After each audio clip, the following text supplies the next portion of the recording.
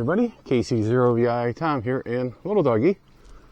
This is Monday morning of Labor Day. Happy Labor Day to everybody. Hope everybody had a safe and fun weekend. Not out camping. I try to stay away from camping on Memorial Day, 4th of July, and Labor Day due to the fact for me it's just too crowded. It seems like anybody with a camper's out camping, anybody who can beg, borrow, buy a camper, go out there for the first time on one of those 3 weekends. And it's quite overwhelming just trying to behave yourself, sitting in your campground, trying to enjoy peace and quiet, and all these other people are invading my campground. And you start watching, and they're like, oh, you can't do that, you can't do that. So remember, when you're out there camping, everybody's had to be a newbie one time or another. Just kind of keep an eye on your neighbors. They're probably keeping an eye on you, seeing what you're doing. If you see, what? You got a burp? And if you see something they're doing not right, then you want to intervene, just politely. We already had one reported fatality for this holiday weekend, unfortunately, up in northern Minnesota. So it sounds like somebody tried to use a liquid accelerant. We'll put it that way, so we're not going to name what liquid is because it's not verified what it was. And they had what we call a flashover. That's where the vapors coming off this liquid ignited before the liquid did, and it injured quite a few people. There was 6 people taken to the hospital by ambulance for injuries. One was actually airlifted, 7th victim. 54-year-old male was dead, killed him. Then there was another handful of anywhere from 8 to 10 people, depending on what report you're listening to or reading, of injuries that were treated on the scene. So you want to be careful. If you're going to start a fire, there's a lot of kindling and a lot of small twigs you can actually start it with. I've always heard lint out of your dryer is a very good ignition source, and trust me, I've seen enough dryer fires over the years when I used to work at appliance centers.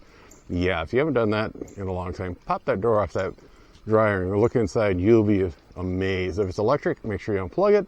If it's gas, shut the gas off, vacuum it all out, and also check that vent on the outside. It's amazing how much they get packed full. But we're not here to talk about that. Right, Little Dougie? You want to go out and run around, don't you? Okay.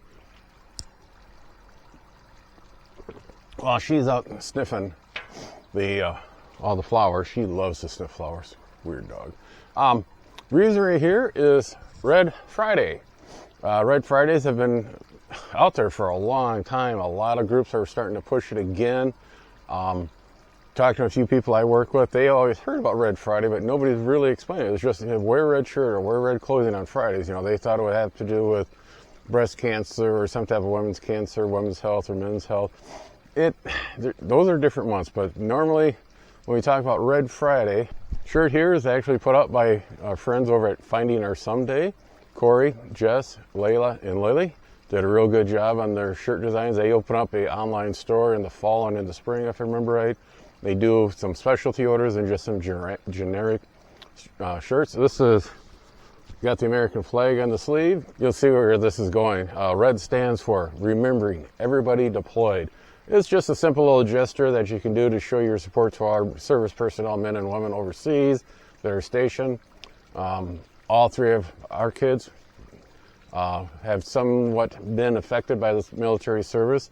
The oldest daughter married an airman, and he got deployed quite a few times over to the Middle East.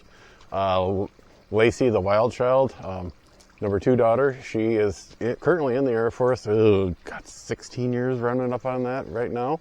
And she's overseas in Japan right now.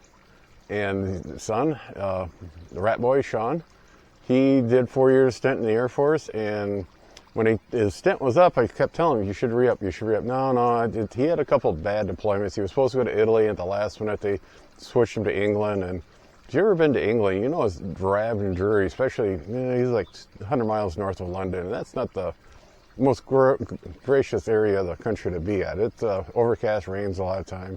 And then when he got out, about a year after he got out, we were talking, he says, yeah, you're right, I should have stayed in. But it's one of those moments, like, and there's nobody here to witness this, but you can't tell your kids, well, let me change it. You can tell your kids what to do, but they're not going to listen to you all the time. But I put a request in at the place I work at. We have some t-shirts that we use for installation of AV equipment. They're a gray shirt with the SMG logo on it. Talked to my boss, says, you guys ever thought about doing Red Fridays? And he's never heard of it. And he was one that says, I've always heard people talk about Red Fridays, but nobody ever explained to us what is a Red Friday. And I can remember this first going on the first Gulf War. A lot of places around here in North Iowa, the 1133 3rd Transportation Corps out of Mason City was deployed overseas there in the Middle East, and that's the first time I heard it. Everybody says, wear red to support our troops. And from there it went on. I'm gonna finish my coffee here. As you can see, the sun's coming up over the horizon. I got a couple more little projects to get done this week and get ready for work on next week.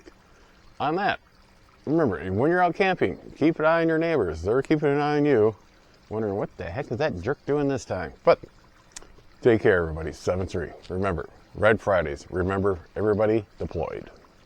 Be sure to tell your friends, neighbors, other hams. Subscribe, hit that bell to get notification when new videos come out. Add comments below. 7-3, everybody. Actually, close, open, whatever. 3, 2. Hey, everybody. Really?